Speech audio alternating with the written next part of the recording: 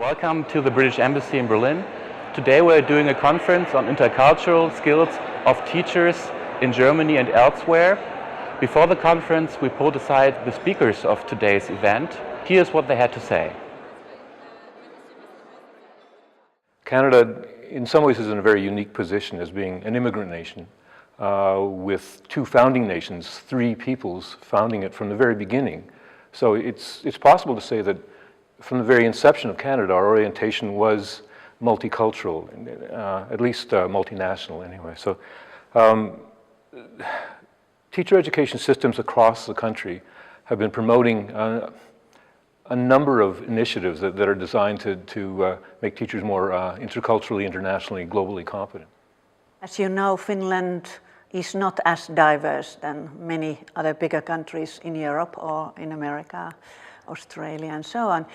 But in the 90s we had a large influx of immigrants, and for the first time we had to think, how do we deal with this challenge? And I thought that we had to do more than what was done until that, and we started giving teachers education courses on immigration, globalization, but also multicultural education. The United States as a country does very little about international education because there are no national programs, there are no national demands for teacher education. I think that what we try to do is get students to get out of their comfort zone, to go out of the country.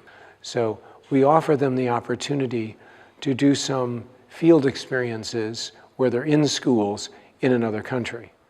Clearly one of the characteristics of teacher education in the UK is a tendency to look more towards English-speaking countries in the world as opposed to other non-English-speaking countries in the world when we look at what's happening elsewhere. As you're aware, Australia was a British colony, and from my perspective, unfortunately, we have yet to transition outside of a British Empire curriculum.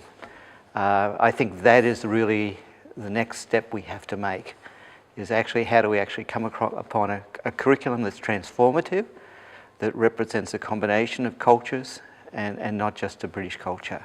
And so it's not just an assimilation philosophy that undergirds our curriculum and practices, but one that begins to accommodate and build upon difference.